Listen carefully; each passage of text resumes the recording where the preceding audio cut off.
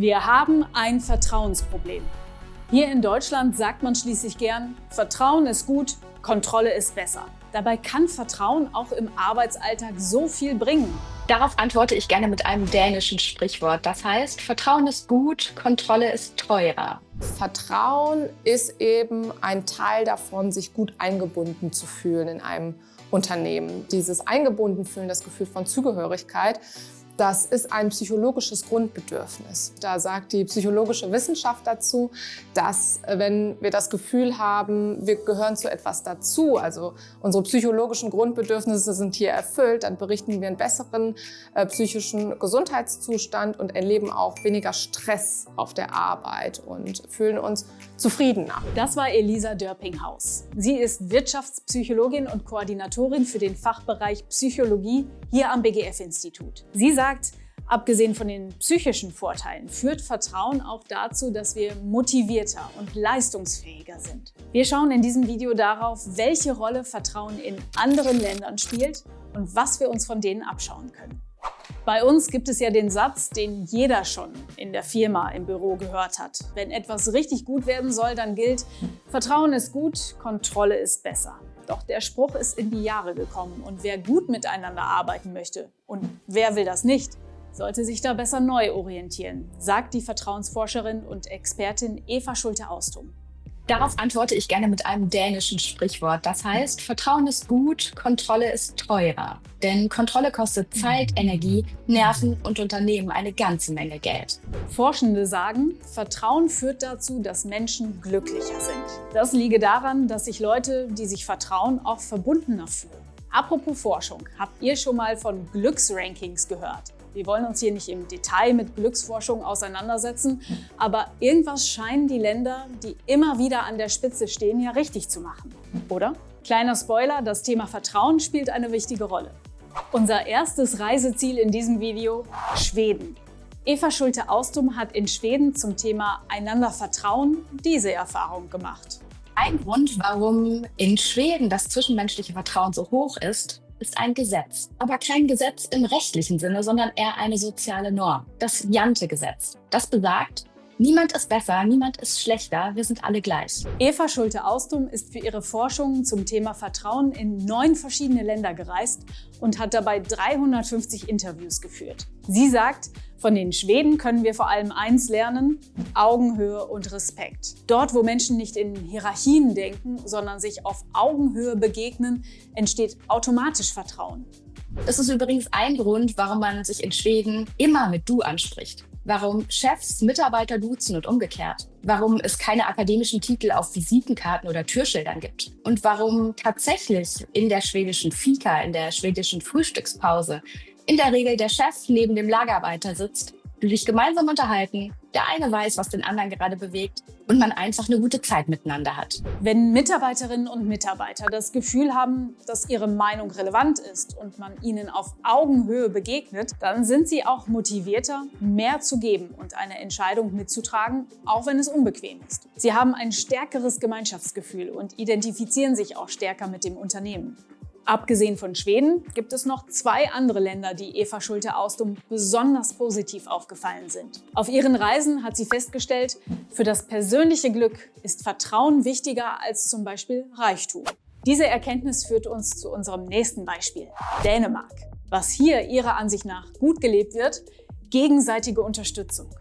Nicht nur, dass in Dänemark das soziale Engagement, also die Arbeit, für die man nicht bezahlt wird, extrem hoch ist. Die betrachten Steuern auch als Unterstützung für die Gemeinschaft und nicht als Strafe wie in manch anderen Ländern. Dabei zahlen die Dänen viel mehr Steuern als wir. 2 Beispiele. Der Spitzensteuersatz für Einkommen liegt bei ca. 53%, während es in Deutschland 42% sind. Und auch die Mehrwertsteuer ist ein gutes Stück höher, 25%. Dennoch ist der solidarische Gedanke in Dänemark so stark, dass das eher positiv betrachtet wird. Mit den hohen Steuersätzen finanziert Dänemark zum Beispiel eine öffentliche Krankenversicherung, kostenlose Bildung und eine stärkere Unterstützung von Arbeitslosen und Rentnerinnen und Rentnern. Dänen gehen davon aus, dass jeder ein Recht darauf hat, ein gutes Leben zu führen. Und dafür setzen sie sich ein. Das heißt konkret, wer viel Geld verdient, zahlt mehr in das Allgemeinwohl ein und wer weniger verdient, zahlt weniger darauf ein. Was am Ende dazu führt, dass Museen, Fahrradverleihs, Parks, Schwimmbäder und viele andere kulturelle Einrichtungen für Menschen bis 18 Jahre oftmals kostenlos sind. Das Stichwort hier: Wohlwollen. Laut Eva Schulte-Austum sei Unterstützung die reinste Form davon. Spannend finde ich zum Beispiel auch die Betrachtungsweise auf Steuern. Klar, auf der einen Seite tut es erstmal weh, wenn vom Brutto einiges weggeht, aber wenn wir uns klar machen, was damit passiert und davon sowohl wir, aber auch die Gesellschaft profitieren, tun wir auch unserer Stimmung durchaus einen Gefallen. Und damit kommen wir zu unserer nächsten Station, Kanada. Was hier besonders ist: der Vertrauensvorschuss, der anderen gewährt wird. Eva Schulte-Austum sagt, wer vertraut, hat keine Angst, dass der andere etwas Böses oder nur seinen eigenen Vorteil im Sinn hat. Jetzt könntet ihr sagen, ist halt manchmal so, habe ich auch schon erlebt. Laut Eva Schulte-Austum kann sich der Vertrauensvorschuss dennoch lohnen.